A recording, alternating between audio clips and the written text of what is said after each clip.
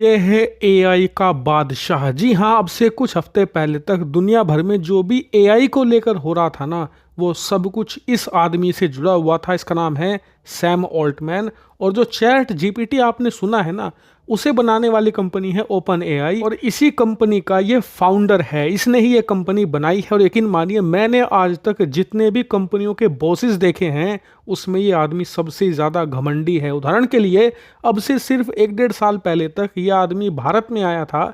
भारत में इससे सवाल पूछा गया कि आप ये बताइए कि आपने जो एआई बनाया है चैट जीपीटी, उसमें तो अरबों डॉलर लगे हैं, लेकिन अगर भारत में कोई युवा, कोई ऐसा आदमी इसे ही बनाना चाहे तो क्या हमें करना होगा।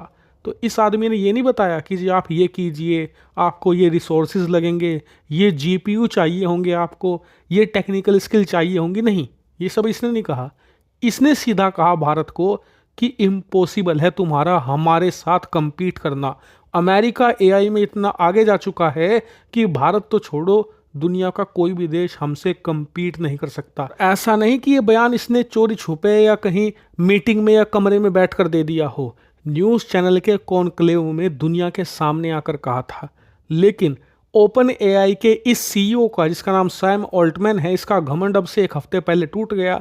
इसकी जो बादशाहत थी एआई पर, वो चीन ने तोड़ दी डीप सीक बनाकर, जो कि सैम ऑल्टमैन ने चैट जीपीटी बनाया था ना, उससे बेहतर है, उससे फास्ट है, और उससे ज़्यादा अपडेटेड वर्जन के साथ आता है। ज़्यादा जानकारी उसमें आपको मिलती है, और वो भी फ्रैक्शन ऑफ कॉस्ट में। यानी कि अगर सैम ऑल्टमैन का चैट जीपीटी 100 रुपये का है, तो जो चीन का डीप सीक है वो 2 रुपये का है। इतना ही नहीं, सैम ऑल्टमैन के चैट जीपीटी को अगर आप इस्तेमाल करने जाओगे तो आपको भारी रकम डॉलर में चुकानी पड़ती है, लेकिन चीन के डीप सीक में वही जानकारी आपको मुफ्त में मिल जाती है। और जो पेड वर्जन भी है ना डीप सीक का, वो भी कम से कम 20 गुना सस्ता पड़ता है चैट जीपीटी से।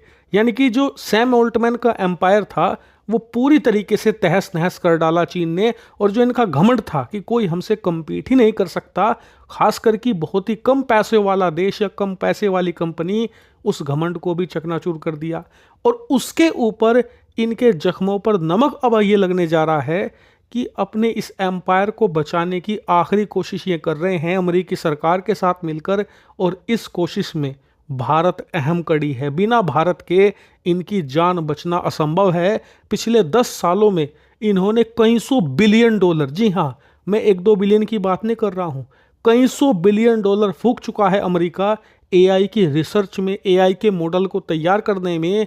वो सब मिट्टी में मिलने वाली है अगर भारत मदद के लिए हाथ नहीं बढ़ाता है तो। और ये इस समय भारत से वही मदद चाहते हैं जो अब से 20-25 साल पहले भारत के आईटी सेक्टर ने अमेरिका की मदद करके अमेरिका की टेक कंपनियों को बचाया था। नहीं समझे? दरअसल 1999 के आसपास अमेरिका में एक टेक बबल फूटा था। यानी कि बहुत सारी टेक कंपनियां आ गई थी, जिसे .com बबल कहा जाता है, जिसमें अमेरिकी शेयर मार्केट तबाह हो गया था।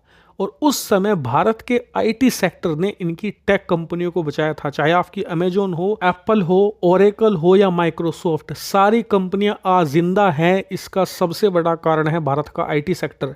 क्योंकि उस समय जो .com बबल फूटा था ना, उसमें हर एक कंपनी का दिवालिया निकल गया था। सारी कंपनियां तबाह हो चुकी थी, किसी के पास पैसा नहीं बचा था कि वो सही से ऑपरेट भी कर पाए। सारी कंपनियां कुछ महीने में दिवालिया हो जाती। लेकिन फिर इन्होंने भारत के जो आईटी प्रोफेशनल्स थे, भारत की जो कंपनियां थी जो आईटी में काम करती थी, इन्हें काम देना शुरू किया। और उस समय अमेरिका की ये आईटी कंपनियां उसी काम को अगर अमेरिका में करवाने के लिए $100 देती थी, तो भारत में $2-4 में ही काम हो जाता था। और इसी वजह से, भारतीय आईटी सेक्टर की वजह से, इन्होंने बहुत ही कम दाम में अच्छी सर्विसेज तैयार करी, जिसकी बदौलत आज ये सारी आईटी कंपनियां खड़ी हैं। और आज भी भारत की जो इन्फोसिस है, टीसीएस है, इनकी बदौलत ये आज भी मजबूती से मुकाबला कर पा रही हैं चीन की टेक जायंट का। और चीन की जो दिग्गज कंपनियां हैं, उनके खिलाफ भारत का आईटी सेक्टर आज भी एक रीढ़ की हड्डी बना हुआ है अमेरिका की। लेकिन सवाल होगा कि अब ये एआई के मामले में भारत से क्या चाहते हैं। तो देखिए, एआई के मामले में आपको सब बता रहे होंगे कि चीन वाला डीप सीक बेटर है चैट जीपीटी से हर मामले में। लेकिन अमेरिका उस बात से नहीं डर रहा कि डीप सीक बेहतर है, क्योंकि अगर क्वालिटी की बात आएगी तो अमेरिका कहीं ना कहीं बीट कर देगा।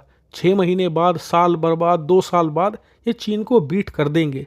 ये डरे हुए इस बात से है जिस कॉस्ट पर डीप सीक आ रहा है, मतलब कि 20-25 गुना का अंतर है अमेरिका के एआई को इस्तेमाल करने में और चीन वाले एआई में।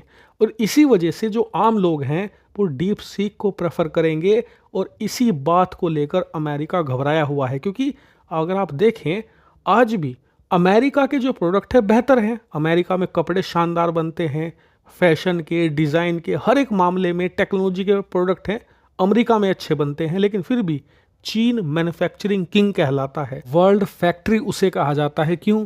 क्योंकि वो प्रोडक्ट बहुत ही जल्दी और सस्ते तैयार करता है। एआई के मामले में भी उसने यही कर दिया है। इसी बात से अमेरिका डरा हुआ है। इसीलिए चीन के इस सस्ते एआई को वो भारत के जरिए काटना चाहता है, भारत की मदद के जरिए। कैसे? दरअसल जो पूरा ये एआई का खेल है ना, इसमें डाटा सेंटर एक तरीके से चाबी है। क्यों? क्योंकि अगर आपको एआई बनाना है तो डाटा सेंटर के जरिए बनेगा, आपको उसे रन करना है, प्रोसेसिंग करवानी है, मॉडल को ट्रेन करना है, सब कुछ डाटा सेंटर के थ्रू किया जाता है। लेकिन समस्या ये है कि अमेरिका में जो डाटा सेंटर है ना वो बहुत एक्सपेंसिव है इस्तेमाल करना। इसके अलावा उन्हें मेंटेन करना भी एक बहुत ह्यूमंगस टास्क है, क्योंकि बिजली के रेट बहुत महंगे हैं अमेरिका में। इसके अलावा जो लोग आपको चाहिए डाटा सेंटर मैनेज करने के लिए, चलाने के लिए, उनकी वेजेस बहुत हाई हैं, नखरे बहुत ज़्यादा होते हैं उनके। इसीलिए ये चाहते हैं कि भारत के जो डाटा सेंटर हैं जो भारत बना रहा है, उदाहरण के लिए रिलायंस ने ऐलान किया है कि वो वर्ल्ड का लार्जेस्ट डाटा सेंटर बनाएंगे जामनगर में। और ये इतने लार्ज स्केल पर डाटा सेंटर भारत में बन रहे हैं जिसकी वजह से इन्हें इस्तेमाल करने की जो कीमत है वो बहुत ही ज़्यादा कम होगी। अमेरिकी कंपनियां चाहती हैं कि इन्हीं डाटा सेंटर का इस्तेमाल करते हुए ये अपने एआई मॉडल को चलाएं और दुनिया भर में इन्हें इस्तेमाल करने के लिए बहुत ही सस्ती दरों पर दें, जिससे कि चीन को यहाँ पर काउंटर किया जा सके। नहीं, सैम ऑल्टमैन की जो चैट जीपीटी है, भारत इसके लिए एक ह्यूमंगस मार्केट है, बहुत बड़ा मार्केट है।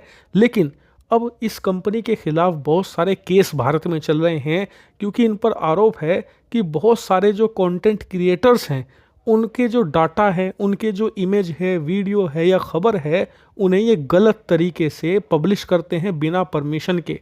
यहाँ तक कि भारत की जो ANI है, सबसे बड़ी न्यूज़ एजेंसी है, उसने आरोप लगाया है कि हमारी खबरों को गलत तरीके से चोरी किया जाता है और बिना क्रेडिट या पैसा दिए उसे इस्तेमाल करता है चैट जीपीटी। और इसी को लेकर सैम ऑल्टमैन और अमेरिका को डर है कि कहीं भारत की जो कोर्ट्स हैं या सरकार हैं, इन केस को देखकर चैट जीपीटी को भारत में बंद ही ना कर दे, ताकि उनका जो ये ह्यूमंगस मार्केट है इससे लात मारकर वो बाहर हो जाएंगे 2 मिनट में।